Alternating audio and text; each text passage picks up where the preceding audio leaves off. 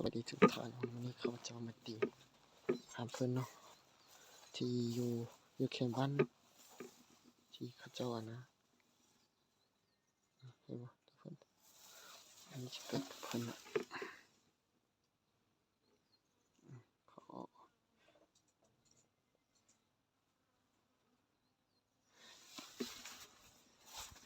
ตัวยันเนาะบุเป็นยันเนาะขออนุญาตเนาะไม่มีวีซ่าอย่างเนาะวันนี้ข้าพเจ้ามาตีหาเพื่อนใส่บนี้เนาะใส่หันตัวนี้เนาะตอนนี้ตัวเพื่อนนั้นอยู่ดีเนาะเห็นบ่เพื่อนกำลังออกมาเนาะมันอยู่ในดีเนาะที่ว่าข้าพเจ้านะเสียไปเรียนเนาะใส่อยู่นะเนาะใส่หมวกขอบผลอันนี้ข้าพเจ้าไปเอง100%เนาะไอซีทันทำมาได้ของไอซีทันฟันไทยเนาะตีเพื่อนให้เพื่อนได้มันจะได้ขุดได้เนาะอยู่ดีนะเนาะคอมเมนต์มันไล่เนาะไทยยูทูบนะเดี๋ยวกับเจ้าจิตไทยให้เพื่อนดู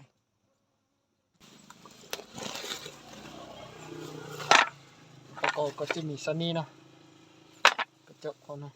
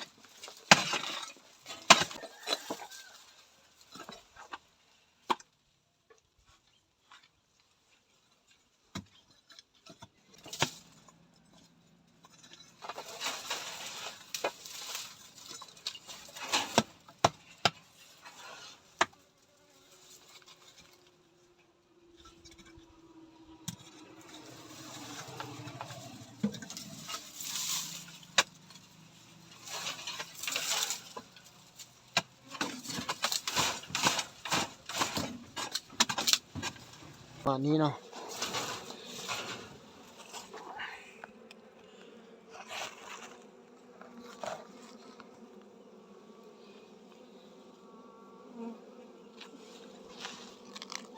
วงอีสานเนาะเพราะว่าเราดูนี่มันเป็นเราดูเอาเนาะ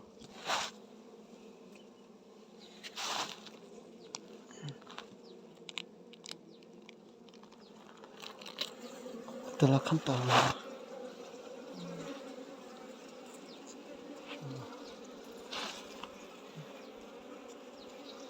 ตัวย่างกวน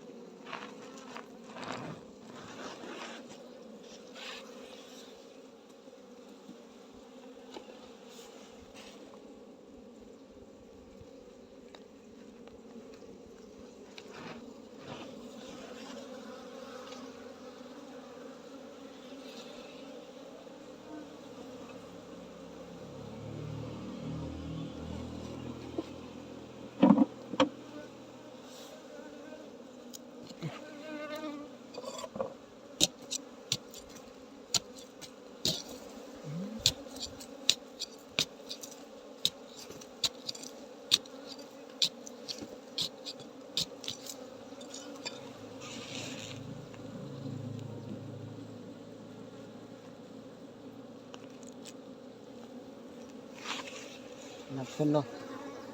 นับเพิ่นสดๆเลยนี่นะ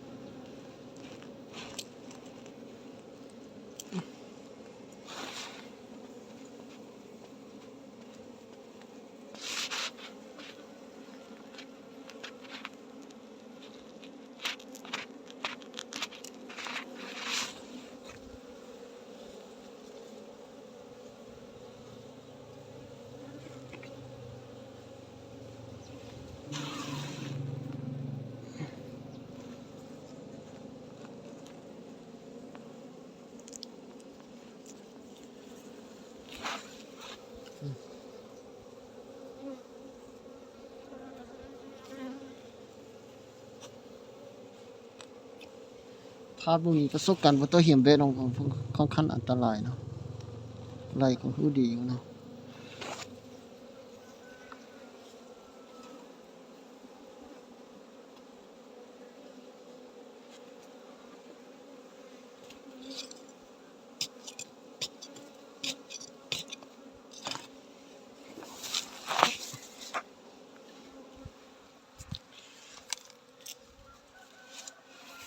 ประมาณนี้เนาะประมาณนี้เนาะ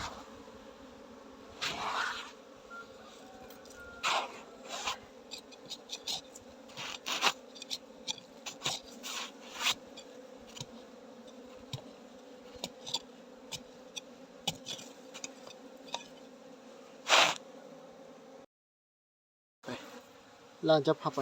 15นาทีเนาะจะประมาณนี้เนาะ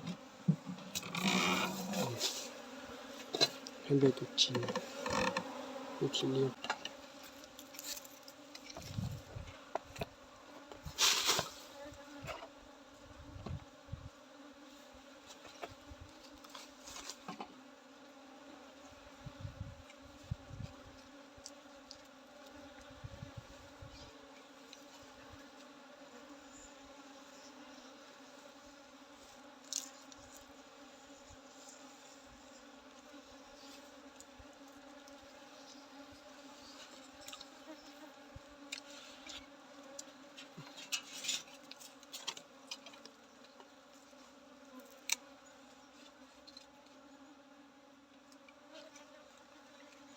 บ่ได้เอาใส่เสื้อมามันก็มันจิอยู่